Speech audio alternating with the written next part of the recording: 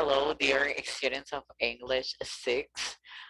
Welcome to your 8th Zoom meeting of the class. And let's remember that it's always for me more than a pleasure to have you in this very particular Zoom meeting of the class. As I was telling you, today we're going to be working on session 8. And let's remember that for every single Zoom meeting, we have here our link and ID and password of the Zoom meeting for you to get joined. It's always important to get joined to our Zoom meetings because we consolidate, we clarify doubts and questions that you might have according to the content and activities of the session. Okay, so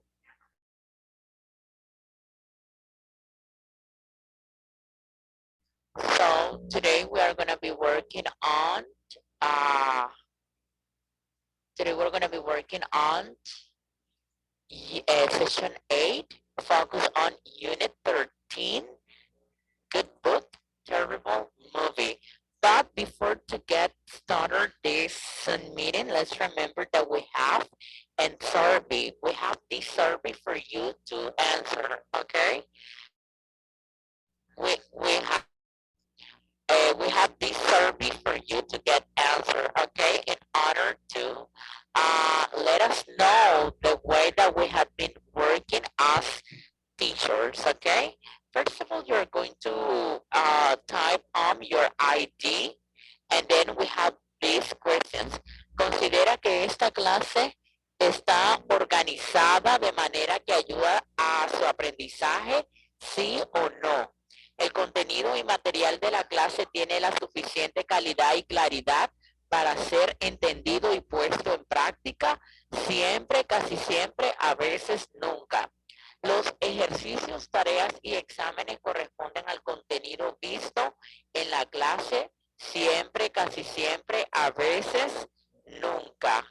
Las instrucciones en las tareas y ejercicios de la clase han sido claras y concisas, sí o no. ¿Cómo cataloga el nivel de complejidad de las tareas y ejercicios de la clase? Alto, medio, bajo, nulo. Recibe retroalimentación del docente después de enviar tareas o preguntas abiertas, sí o no. ¿Cómo evalúa la calidad de las sesiones sincrónicas? En este caso, nuestras sesiones Zoom con el docente. Excelente, bueno, regular, malo, muy malo. ¿Cómo cataloga la comunicación con su docente para el desarrollo efectivo de la clase? Excelente, bueno, regular, malo, muy malo. Del 1 al 5, califique al docente en cuanto a su experiencia, conocimiento y profesionalismo en la clase, siendo 5 excelente y 1 muy bajo. Del 1 al 5, califica la atención recibida por el docente, siendo 5 excelente y 1 muy bajo. El docente estimula la motivación e interés por la materia siempre, casi siempre, a veces nunca. ¿Qué consejo le daría a su docente para mejorar en esta clase? Entonces ahí ustedes van a escribir su opinión de acuerdo a la práctica docente, ¿ok? Cassandra, good morning, Cassandra. Good morning, teacher. Okay, so that is the survey that you need to answer. Muchachos, esa es la encuesta que ustedes necesitan y deben de responder en cuanto a la gestión docente de cada uno de los maestros que integramos el sistema de Universidad del Valle. ¿Ok, muchachos? Entonces vamos a iniciar a trabajar lo que es sesión 8, unidad 13, Good Book, Terrible Movie. As you know, in every single meeting of, or in every single, as you know, in every single session of the class, we have an introductory video, which main objective is to provide or bring us general ideas about the different contents and topics that we are gonna be focused on. Okay, we're gonna take a quick look at it.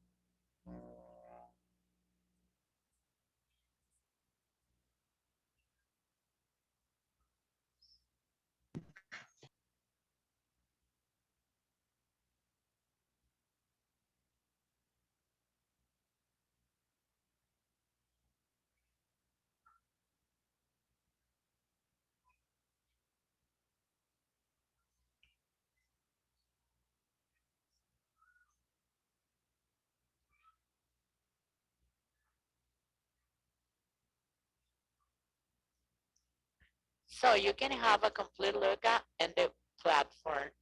Today we're going to be working on Unit 13, and here we have a snapshot talking about movie trivia, okay?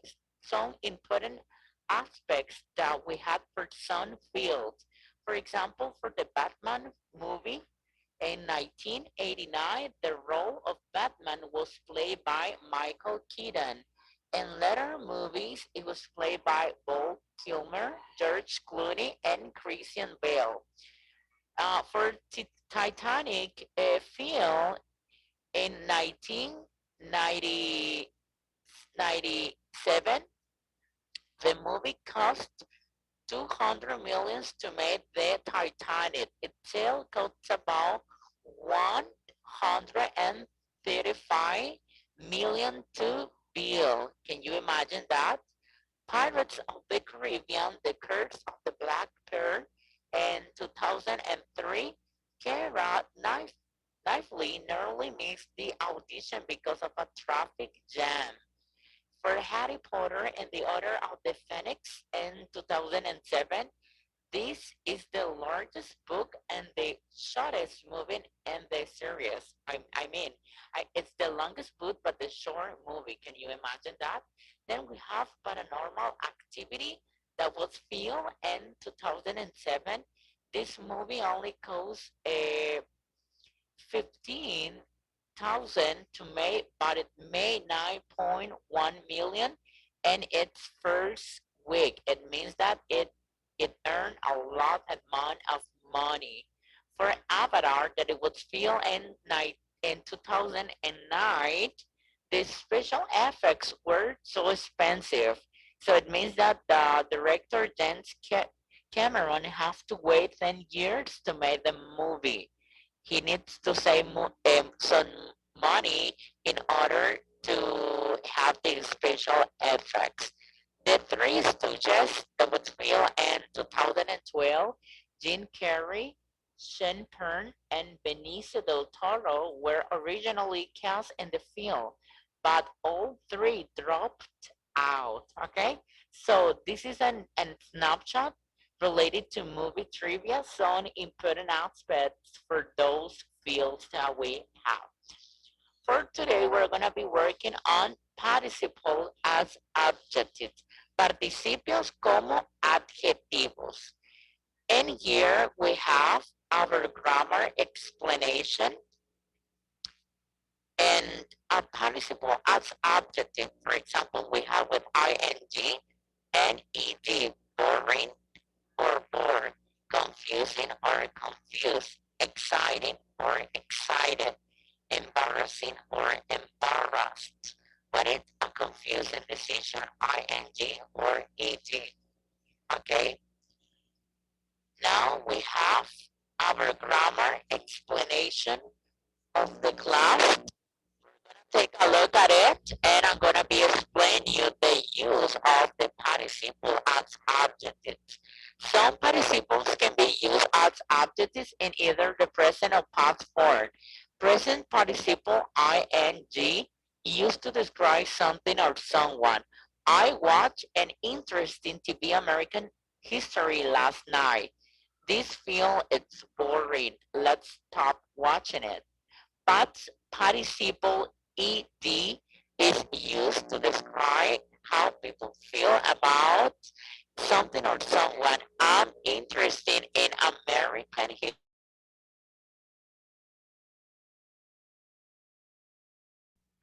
I'm bored of my job. I want to find another one. Okay. So, algunos participios, muchachos, pueden ser usados como adjetivo. En este caso, tanto en el presente como en la forma pasada.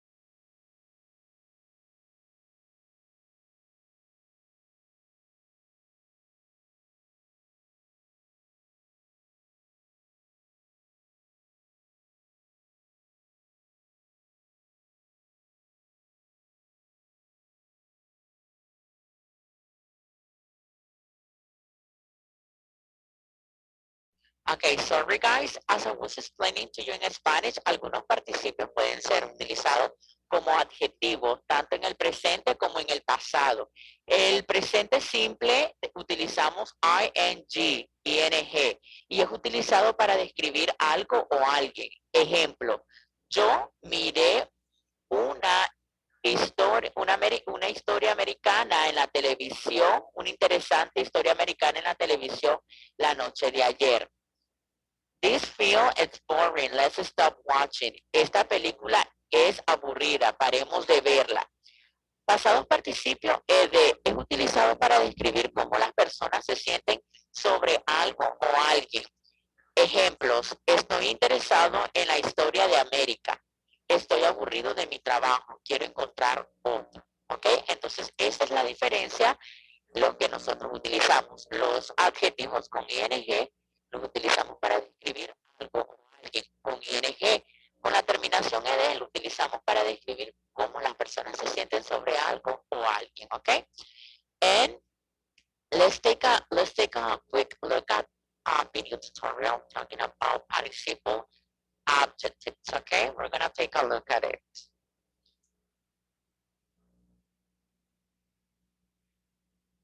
Okay.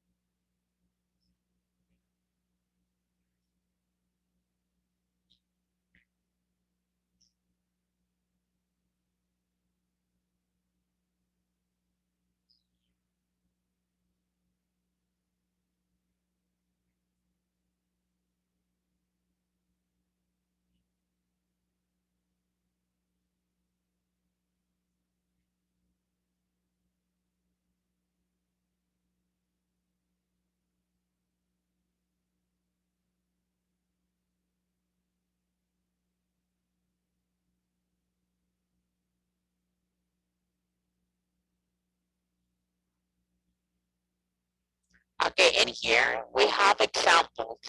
Verb with ing and verb with ed.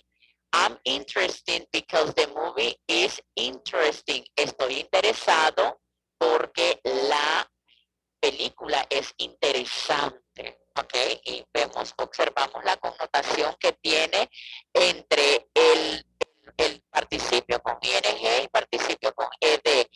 Recordemos que los participios con ing lo utilizamos para describir las cosas o alguien, y participios con terminación ed lo utilizamos para describir los sentimientos de alguien o emociones, ¿ok? Entonces acá tenemos un ejemplo claro, conciso, entre el uso correcto entre participios con ing y participios de adjetivos con terminación ed. I am interested because the movie is interesting. Estoy interesado porque la película es interesante. Example number 2, okay? We're going to take another example. Okay. Everyone was, everyone was sad on the losing team. Todos estaban tristes por el equipo que perdió. ¿Ok? Entonces, en este caso, el equipo perdió algún juego, algún partido. ¿Ok? That is the object. Team is the object.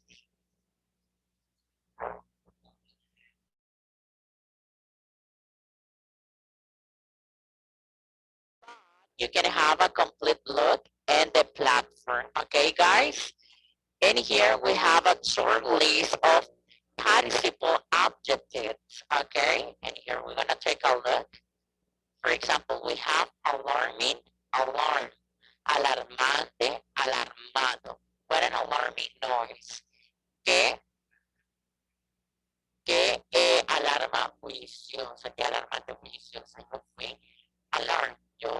estuve alarmado por el sonido fuerte, ¿ok? Amusing, amuse, boring, bored, confusing, confused, ¿ok?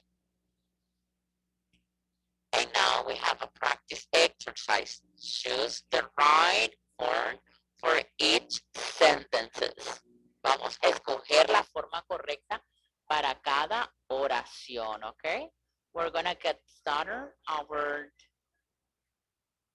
our practice exercise. The people I work with are one or two. Cassandra. Satisfied. Satisfied. The people I work with are satisfied with their jobs. Las personas con las que yo trabajo están satisfechas con su trabajo. John was disgusted or disgusted by the news report. Disgusted. Disgusted, very good. Number 3. We thought that the instructions were confused or confusing. Confusing. Confusing. Number 4. It is an amusing little story. You should read it. Amusing. Amusing. Okay, we're gonna say working late every day. It's tiring or tiring. Tiring. Okay, we're gonna say our answers, and now we're going to submit them in order to make sure if they are right or wrong. Okay. So we're gonna wait a little bit.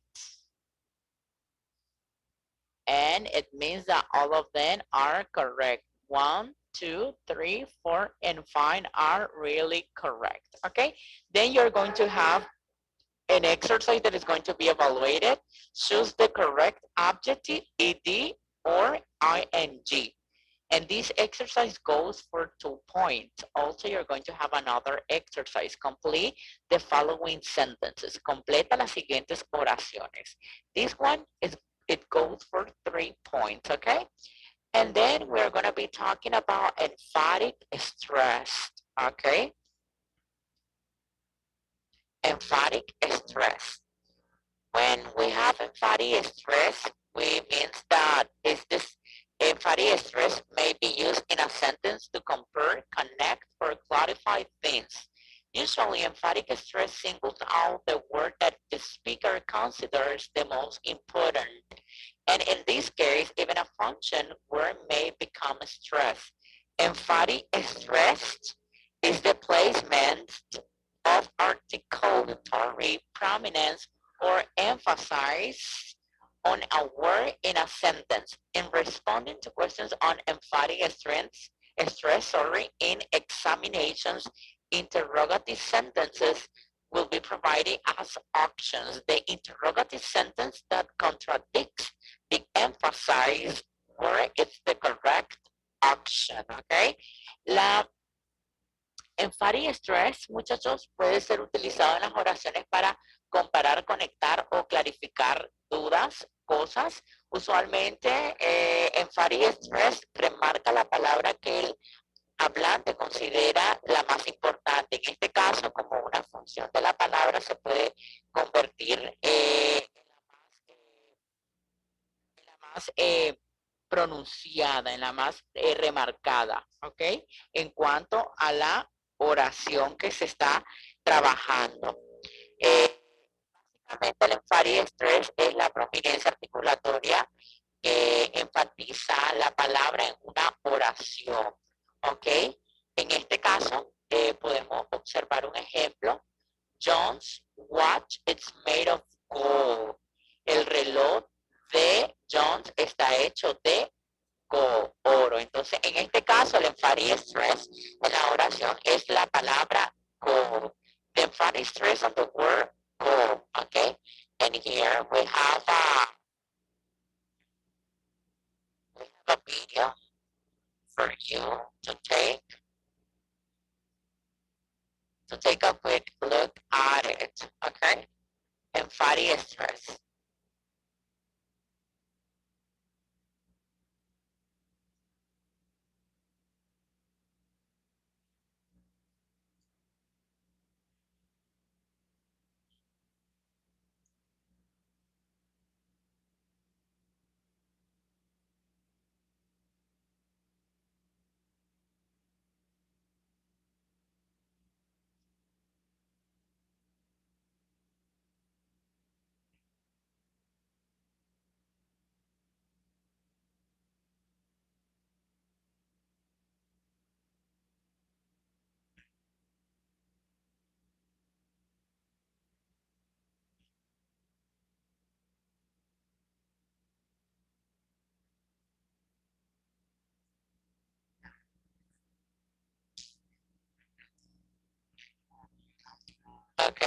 here we have a grammar explanation about the emphatic stress.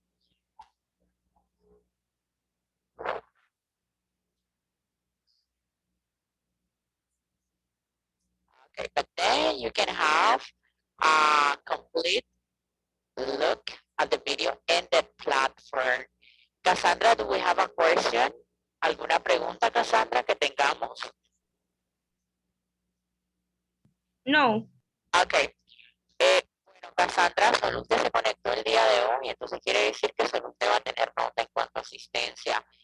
Recordemos que siempre los enlaces de las sesiones que se están trabajando, los enlaces de las sesiones son grabadas y luego subidas a la plataforma de YouTube.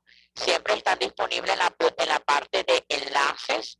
Pueden dar clic en el Zoom Meeting, sesión que no pudieron asistir, y para tener un repaso o realizar un repaso de manera general de acuerdo al contenido y actividades que se trabajaron en la sesión. ¿Ok? Okay, Cassandra, thank you so much for your time. It was a pleasure to have you in this session, in this Zoom meeting. Okay, Cassandra? Thanks to you. Okay, goodbye. Take care.